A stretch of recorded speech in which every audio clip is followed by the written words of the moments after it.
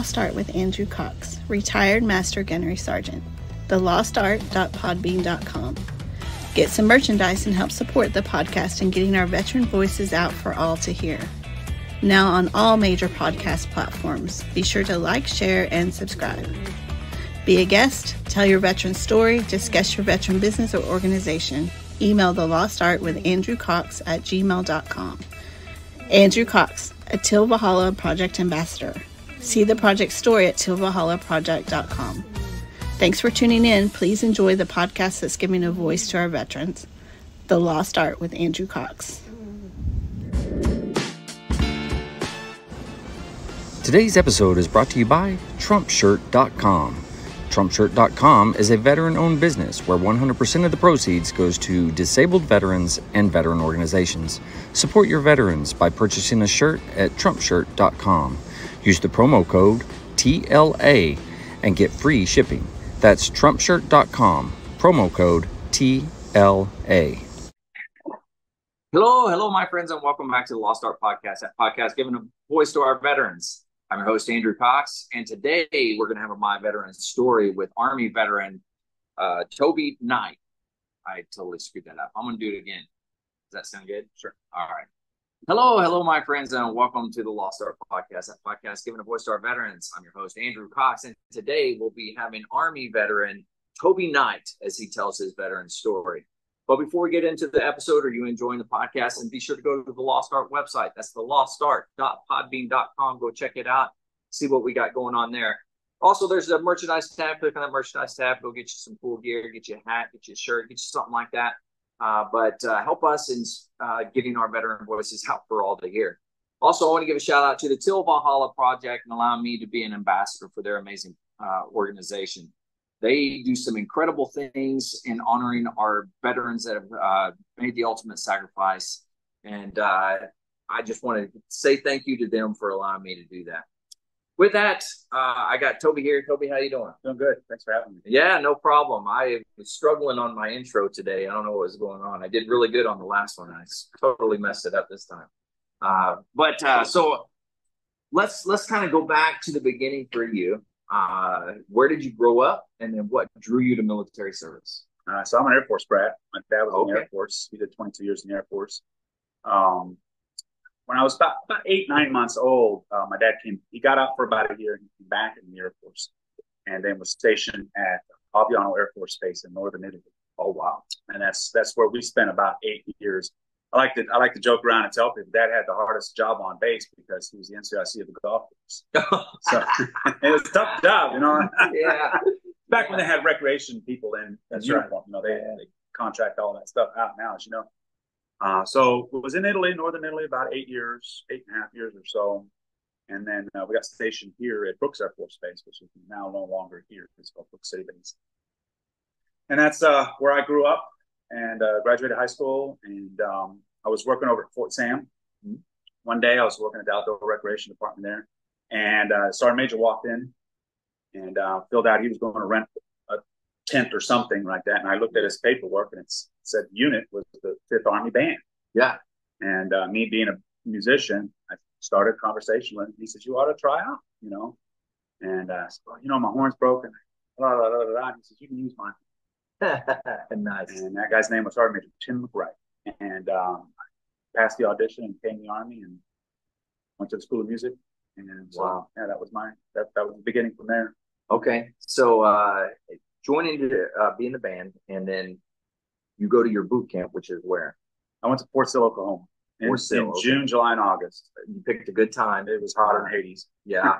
Yeah. That's what I can see it. Yeah. So how was your time there? Did you enjoy boot camp? Was it everything that you wanted? Well, because my dad was, you know, he was in the Air Force, and you know, he went to boot camp in like 1960. So the Air Force boot camp, you know, was a lot different back in those days. I mean, it was still, you know, basically kind of the same as all the other boot camps, you know, more or less. So it was tough. But Dad really, you know, he really gave me, you know, the skills I needed to understand what they were trying to do there. Right. And so, you know, me going into boot camp, I had a better understanding of what they were looking for and what they were trying to do with folks. Whereas a lot of the folks that were, you know, in my platoon at 75 people, a lot of them, they had no clue. And so, so for me, I I kind of breezed through boot camp. It was physically, it was tough. Yeah. You know, I mean, it was not easy physically. You know, there was some. You know, I don't like heights, and so doing some of the obstacle course things. You know, you got to climb way up there. You know, so it's a little tough. But you know, as you know, you lean on your fellow folks, guys around you, and get through it. And so for me, I thought it was. I mean, it wasn't. I wouldn't say it was enjoyable. You know, but for me, it wasn't, murderous like some guys. Hey, we're time. Yeah. And for me, you know, you kind of knew what you were getting into. Yeah. So for me, I was, and growing up in the military, you learn how to be flexible. Mm-hmm. You know, you just kind of roll with the punches a little bit, and having a military dad, I think you just can't help growing up with just a little bit of thick skin. Yeah, I was the youngest of four brothers. I had three older brothers. And so, I was, kind of thick skinned. So for me, basic was, I mean, it was good. Yeah. Very nice. Yeah. And then you went from there to the School of Music, and now you're there. This is your first dose of professional music, and getting paid to go play. So what was the School of Music like for you? I loved it. One of the reasons why I didn't decide to go to college is because I didn't want to go to college not to study algebra and English in order to study music. I wanted to study music. I wanted to focus on music. That was my focus and my love and my passion. So, getting to the school and having to do music from, early in the morning to late at night, for me, it's great. But I was also terrified the whole entire time while I was there. Yeah. So I didn't want to fail. Right. Yeah. And the whole time I was there, when I was there, the kind of overall climate was, if you don't work, you're gone. Yeah. If you don't earn every day what you're doing here, you're going somewhere else. Right. And so for me, the auditions, it was very stressful because I wanted it so much. Right. I really, really, really wanted to become an Army musician. I didn't want to do anything else. Mm-hmm. But I enjoyed the theory. I enjoyed the ear training. There were people there that had been to college that were taking the theory and ear training, and they couldn't stand it. They were like, "This makes no sense. It's better to do it." And I was like, well, it makes perfect sense to me, and I kind of like it. It was good to me. Taking jazz improvisation, I love that. I was really big into jazz, and the biggest thing I liked about it was, as you're just there with so many amazing musicians. Oh yeah, just rich education. Sit next to somebody who just plays the bejeebers out of their instrument. Yeah, and it's just and you listen to me and go, oh, that's and I got it. And so for me, I love the School of Music, even though I was terrified the whole time I was there failing. Right. That was tough. Because if I ever failed, God, it would have been cool. Yeah. Makes sense. And then what was your instrument? Saxophone. Saxophone. Okay. And then, so as you're there and you're sitting next to all these incredible musicians, right? For me, when I went through, it was intimidating, like to go in and, I got to play in front of this guy, and this dude's, he's the bee's knees when it comes to this. That was nerve wracking for me. Yeah. Now, I didn't have a problem with the auditions necessarily. Like, I didn't get nervous or anything. I only got nervous when I went in to, perform for my weekly lesson. Oh yeah, wow. God, I have no idea. Yeah, my instructor was Keith Bilbrick, and he was amazing saxophone. I learned so much from that guy. I really had never had any private instructors prior to getting to the school. I never studied with anybody. I didn't have any private teachers. Just all talent, just hard work. I practiced like almost every day when I was in school. Wow. I always took my horn home on the weekends and practiced and learned my stuff. But just playing. And so, sitting in front of my instructor, and I had listened to some albums up in the library that he had played on. Oh wow! Yeah, so they were out from Army, bands that he had played on. I'd listened to him play some things, and my God, the dude was just amazing on saxophone. Yeah. So going into every week being in front of him, my capability deteriorated at least 50% at the time. I sat down in front of him. I could play something great, and then I'd get in front of him, and it would just be garbage. Yeah. I feel your pain. Yeah, most definitely. Wow. So obviously you made it through, and you probably did it with flying colors, and it was all good. But so where did you end up going from there? So yeah, so that's kind of interesting. So when I went to basic training in June of 1990, we were not at the war.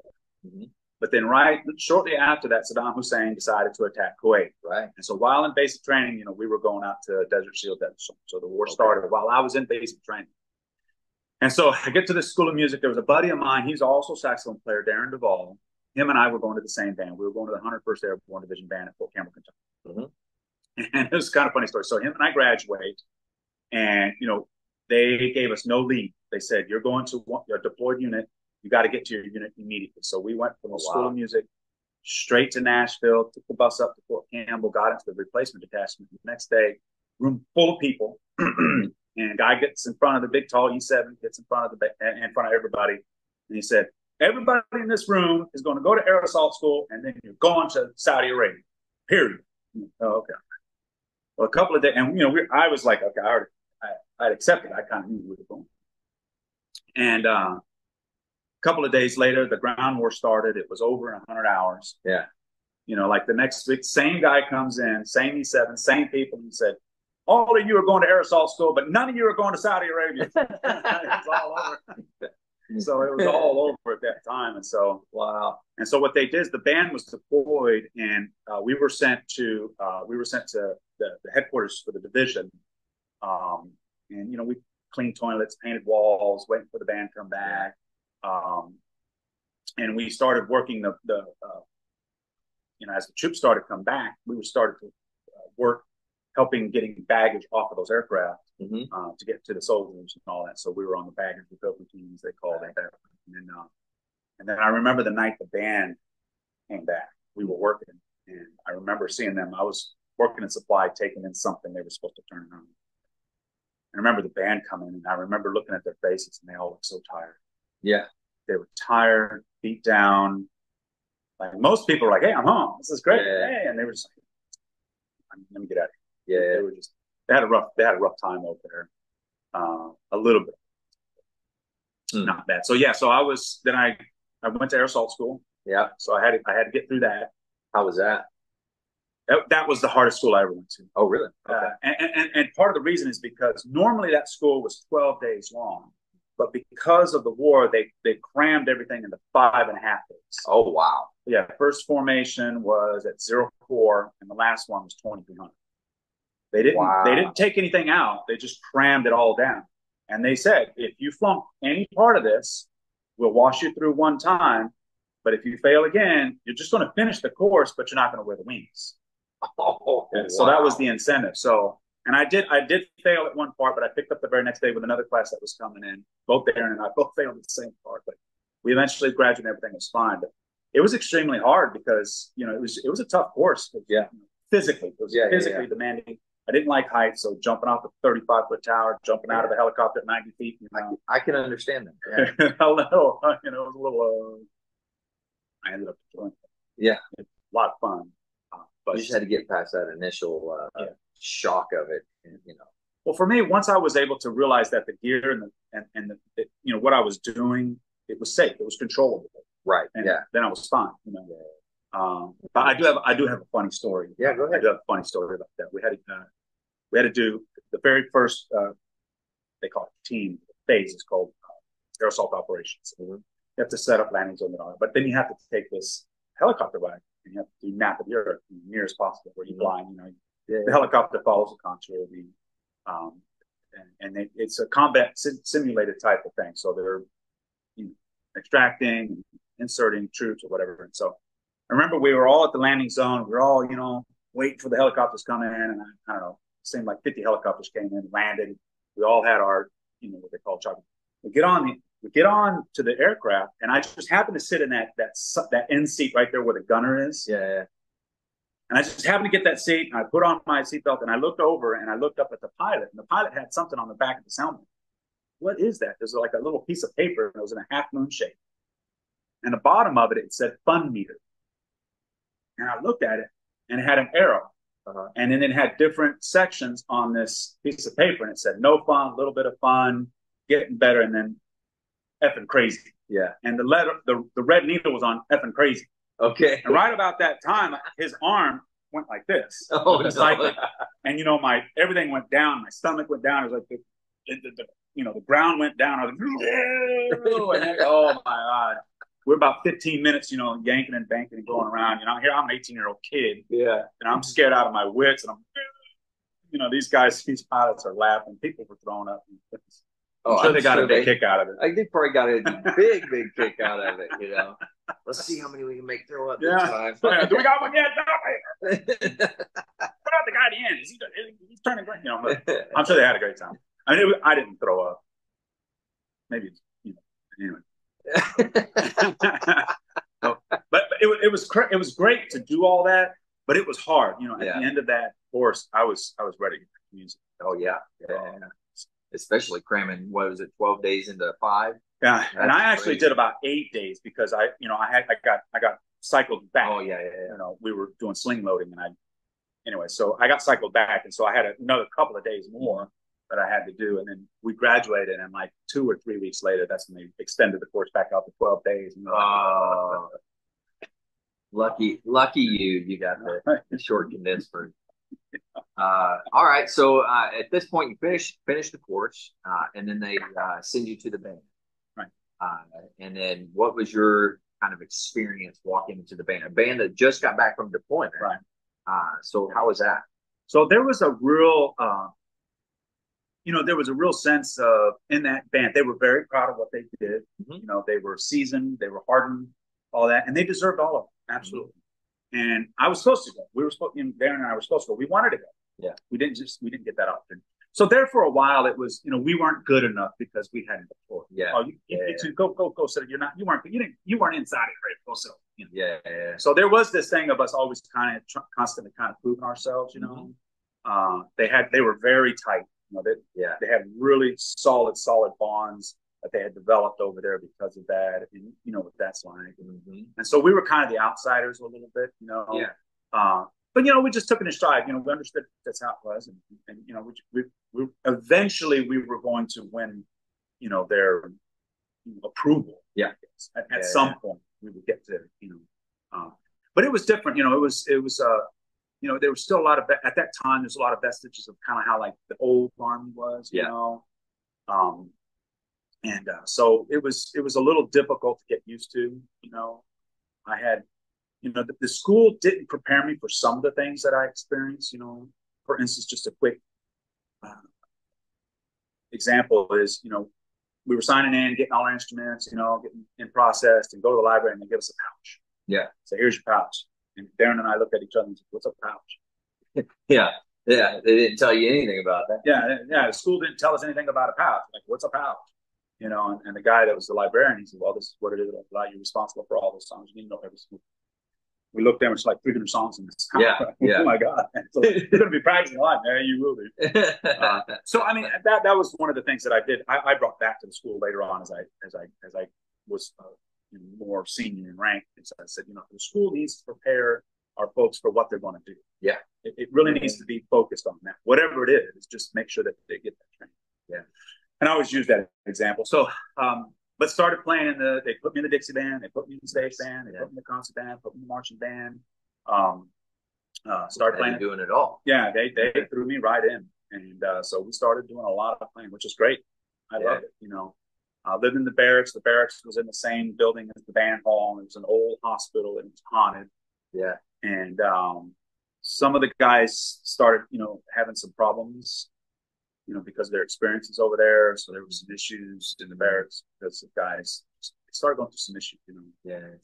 And, but overall, the great thing about that assignment at that time is, I don't know if you were in the military at the time or not, there was this real strong sense of patriotism in civilian communities across the United States. People were really proud to be Americans. Yeah. We had defeated Saddam Hussein, we had done this, we had won this war. And so being in the band, we were going to all these parades and stuff like that. We were treated like heroes. Yeah. They treated us like kings. Yeah. Everywhere we went, this is Tennessee, Kentucky area. And then, we did the Welcome Home Parade in Washington, D.C.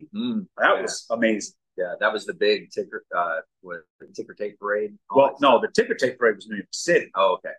And so we did the ticker tape parade in New York City also, which was mind-boggling. That was. I always see pictures of that. That's pretty cool. Well, the story I like to say about the ticker tape parade is, we were off Broadway, and then we had to march forward a little bit, and then we had to do a left turn onto Broadway, and this huge, long red carpet for soldiers to walk on. And I remember we're playing, going through the left turn maneuver, and we're going, and I remember looking up, and I remember feeling disoriented. And I couldn't figure out why. It's like, why am I disoriented? I couldn't process what was coming into my eyes. And then I realized it's because of the ticker tape. There was so much ticker tape. It was like a blizzard. Wow. It was like a blizzard. And so there was all this color and stuff flying through the air. And it's like, oh my God, it's the ticker tape. I'm sitting there playing. I'm like, it's ticker tape. And I remember right about that time, there's a French horn player in front of me. This ball of ticker tape, it was huge. It landed right on his head. Oh no. And it covered him from his head to his hips, and he spent the next, couple hundred yards digging out of this ticker tape. That is awesome. Just throwing this thing out the window. They didn't even bother to sprinkle it. They just threw it back. No, they just throw the whole thing out the window, So that was an incredible experience. But the cool thing about being at Fort Campbell and being in the 101st Airborne, was that, the people were very patriotic at that time. And man, they loved the military at that time. They loved it. We could do no wrong. We were treated excellent everywhere. Yeah, I like that. And that's the way it should be. Yeah, it should be. Yeah, I agree. Yeah, it was amazing. Yeah, we go through spells. It's up and down, but we check something real quick. I just want to make sure we're still good here. Yeah, all right. All right. So, with your experience there, that's your first, 4 years in the military. You're figuring it all out. At what point did you say, "Hey, I want to make this a career"? So while I was there, I was going to get out. I was going to use my GI Bill, and I was going to get my degree in music. And that's what I wanted to do. And but I think the NCOs had one of those old NCO talks at the bar. Yeah. And they were like, "We got to get Knight to stay in. Whatever we got to do, Knight's not getting out. Don't let him out." And we got to figure out what he wants. And so I was in stage band because everyone came to me. They were like, I remember one NCO came and she said, "Who pissed in your wheels? Why are you getting out? You can't do that. What's going on?" "No, I'm pissing in my wheels. I want to go get my degree and everything like that." And so right after that, a couple days later, I was sitting in stage band playing. Yeah. And my first sergeant comes up to me and he looks at me and he says, "So how Espanol?" What are you talking about? What do you mean he talks? "Do you speak Spanish?" I said, "No, I don't speak Spanish."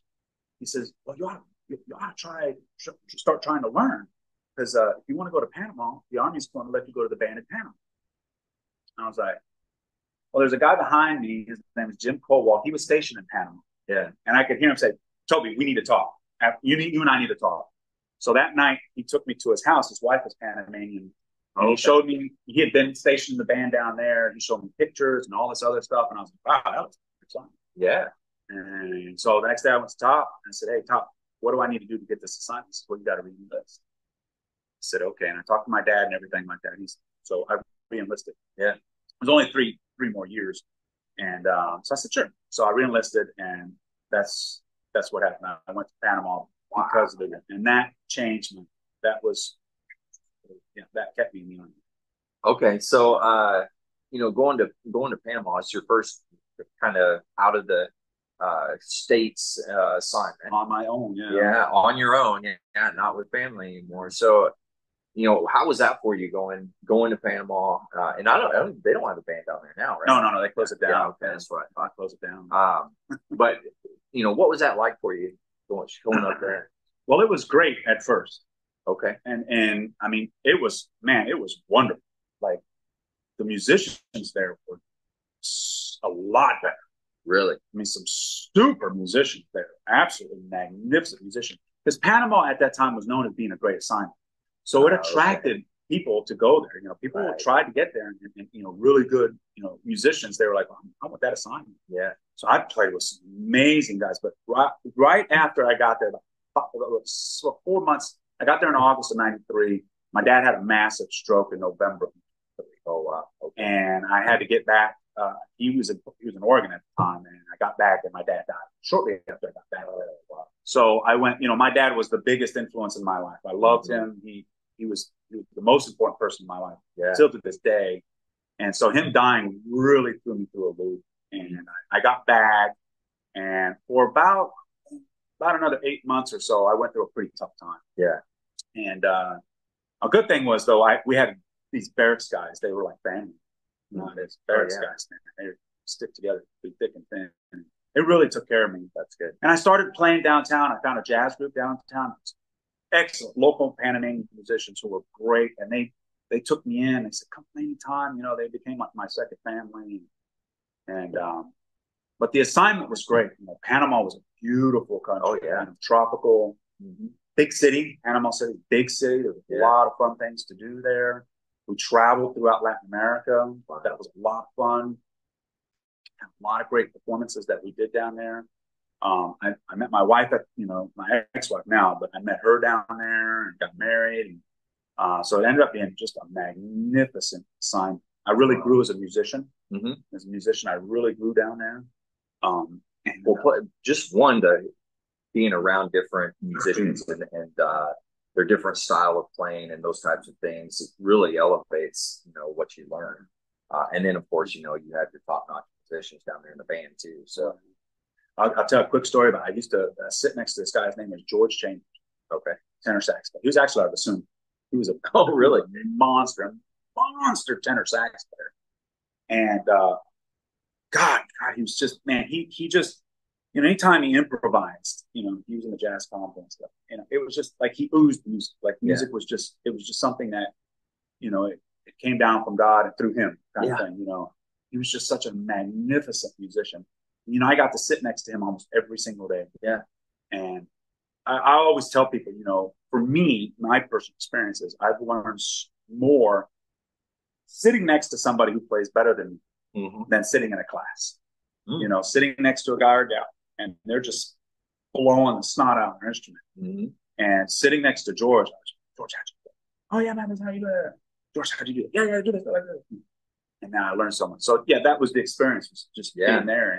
And then the local Panamanian musicians, I started learning Spanish when I was there. Yeah. Pretty fluent. And I started, of course, the jazz group I played with was called the Barbara Wilson Quartet. And Barbara was a singer. And all of them spoke English. They had all been to New York. Oh, okay. Came back to Panama. And, they were the group in Panama. Oh, wow. For jazz. And being with them and listening to them and learning from them was, man, it was magnificent experience. How often did you play with them? Was it almost every Friday and Saturday night? No kidding. Yeah. Wow. And it was funny because they had, how the military is, they had this map of the city. Yeah. It's called the command grid. Yeah. And there were spots on the map that were red, and they were considered high crime areas. Yeah. Well, the best jazz club in Panama was in the reddest part of the map. Yeah, of course it was. In the worst part of town, And I was there every weekend. Yeah. I was driving down there every weekend playing in the jazz club. So I had to keep it real secret, because if my command ever knew that I was down in that area, they would have been like, "Nope, you are forbidden. Don't go there." So I kept that quiet. Yeah. Did you ever have any incidents or anything? Zero. Yeah. Zero incidences. Yeah. Absolutely none. It was down in a part of Panama that was built and developed by the French when the French were there to build the Panama Canal. And so they call it the French Quarter. Yeah. Because everything was built by France. Everything is French there. The French balcony is just like in New Orleans. The French embassy is still there. And it was just really run down. It had been neglected. There was a lot of squatters that were living in those buildings and all that. But the jazz club was in what was called Las Bovas. And it was an old French ammo dump. Oh, okay. For when the French were there and they were fighting the pirates. This was prior to the French, because the French there was a lot of crime down there with pirates and stuff prior to them starting the canal. So they brought the Navy down there to, and so they had built this building down there. And then, of course, then it was a restaurant, a French restaurant and jazz club run by a French guy. Okay. And had great food. And they had, one part of the club was where the band. Okay. And so I was playing with them. Wow. Very cool. Wow. And then you spent 3 years down there? I actually spent 5 years. Oh, so you extended. Yeah, I extended, did a couple FSTEs and stayed down there. Okay. I didn't want to leave. I was trying to be the last one out of there. I was going to try and turn out the lights. When did they shut that place down? So the band left.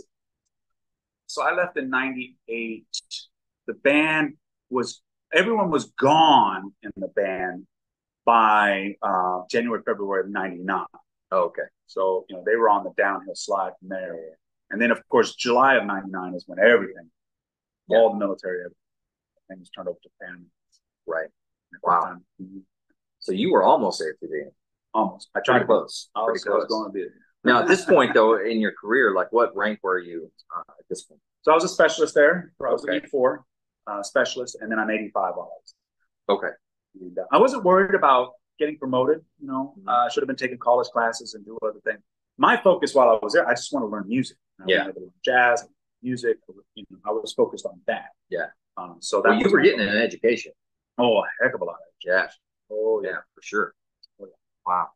Well, okay, they're planning to shut that band down, and they're giving people orders. Where did you end up getting orders to? So I got this message that I was on orders while I was there. I had no clue. It just said you're on order. I didn't know what it was. So I went to my platoon sergeant, and he said, "Well, let's call this number." Call this guy, and call his DSN number, and he said you're going to Fort Hood, Texas. I was like, "Oh yeah, that's cool. I'm from Texas. Fort Hood just up the road. All right, cool." And so that's where I ended up going at Fort Hood at that time. This was 1998. They had two bands at Fort Hood. They had the 1st Cavalry Division Band and the 4th Infantry Division Band. No kidding. Wow. Yeah, because they had 2 divisions on the base. Yeah. And so I went to the 4th Infantry Division side. That's where I went. Okay. And that was a great band. God, that was so much fun. Yeah. Commander there he was a consummate musician. Yeah. He got us to play, that band to play great. So it was a division. So, summertime out on the parade field. Yeah. Sometimes 2 changes of command a day. Yeah. In the heat of Fort Hood. But I really grew there as a leader. I started to grow there I started taking college classes, trying to get promoted.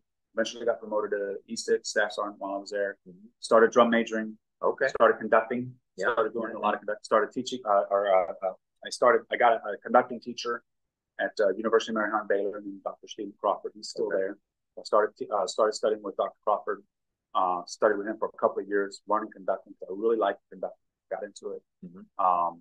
Applied to be a bandmaster a couple of times, but because I didn't have a degree, they want you to have a degree. Now, so in the Army, bandmaster is a warrant officer. Warrant officer. Okay. And you're not. I mean, the Army doesn't require a warrant officer to have a degree, but in the band field, it was an unwritten rule. Like, you're going to because there's so many people in military bands, all of them in the Department of Defense, that have degrees. It's not funny. And so, I applied for that, but didn't happen. But then I decided, you know what? If I become a bandmaster, I'm not going to have any opportunity to play an instrument. Yeah, I want to truly play an instrument. Mm-hmm. And so, just grew as a leader.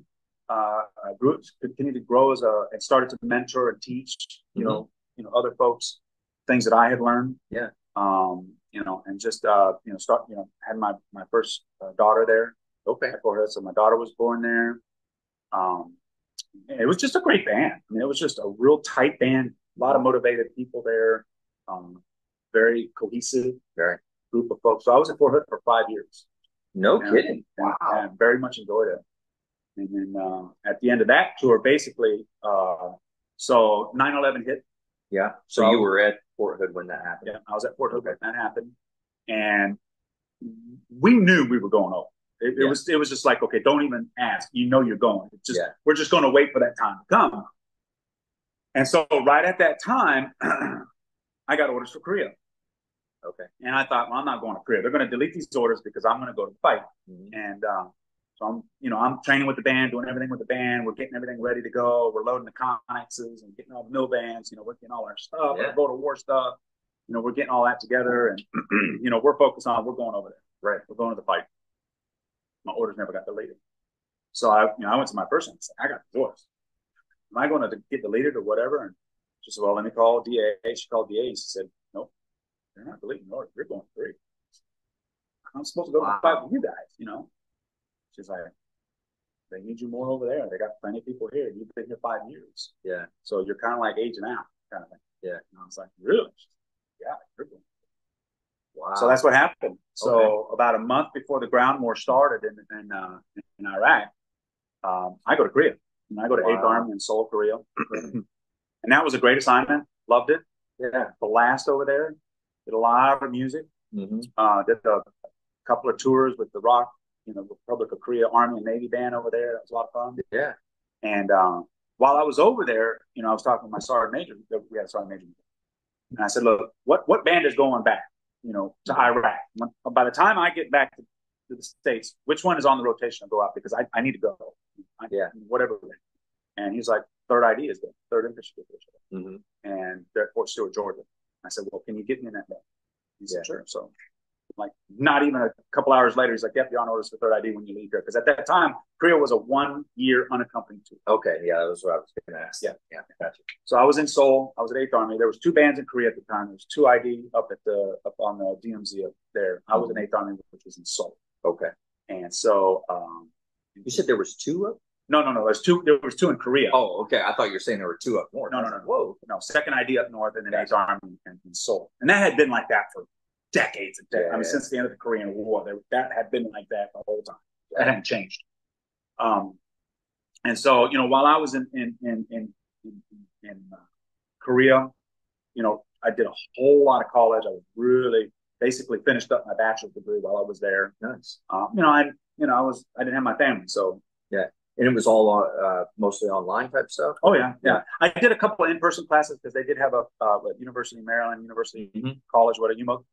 They had professors there that taught, so I took a bunch of in-person classes there. Okay. And finished up my bachelor's, just a bachelor's in music. Got that out of the way.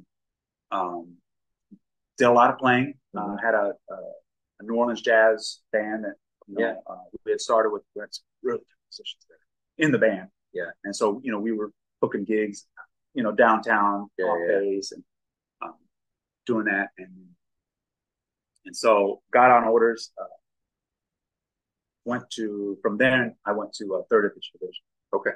And that's at Fort Stewart, Georgia. And I was really glad that I went with 3rd ID because they had went during OIF 1, and then they came back, and then they were going back for OIF 3, which is what I did. Yeah. So I was going, and it was basically the same people. So I knew I was going with a group that had already been there, so they knew what the heck they were doing. Yeah. And that was a big relief because 4 ID, I kept in contact with a lot of. They went over there and they had a lot of problems. Yeah. Because they were just figuring it out. Yeah. So figuring it out. That's some bad leadership. But anyways, so I got there. About 8 months later, we deployed out in 2005. We were gone the whole year, and that was a great experience. Yeah. And you said you went to Baghdad. Yeah. Okay. So I was in the BIAP complex, which is Baghdad International Airport Complex. We had made that huge, monstrous base there, and it had sub bases in it. They had Camp Liberty, Camp Victory. Yeah. I was in Camp Liberty. Okay. In that big complex, and I really was glad that I was with 3rd ID for a couple of reasons. Number one, 3rd ID has a very rich history in the Army. Audie Murphy was in the 3rd ID when he received the Medal of Honor. The 3rd ID was the division that had the most combat time in World War II. Right. In World War I, they pushed back. They defeated the Germans at the Marne. Yeah. When all the French and the British thought, they're going to get slaughtered, and the 3rd ID is the only one that didn't move. Yeah. And that's where they got their moniker, the Rock of the Marne. Because the Germans gave it to them. They couldn't move the 3rd ID. So 3rd ID is very famous history with it. And so I was real glad to go with 3rd ID out there. And when we got out there, so my experience in war, overall, starting with the macro and get to the micro a little bit, overall I was real glad I got to do it. Because, it's really cool to go to war and just see how the military is supposed to work. Yeah. Because the military lives for war, right? Yeah. And it was really cool just to see how things work over. My brother Todd was with SEAL Team 8. So he was stationed over there at Baghdad with me. So you got to see him. So we got to see each other, yeah. No kidding. I'll get to his story real quick. Okay, he's got a funny story. Crazy. My brother Todd's crazy. I love him to death.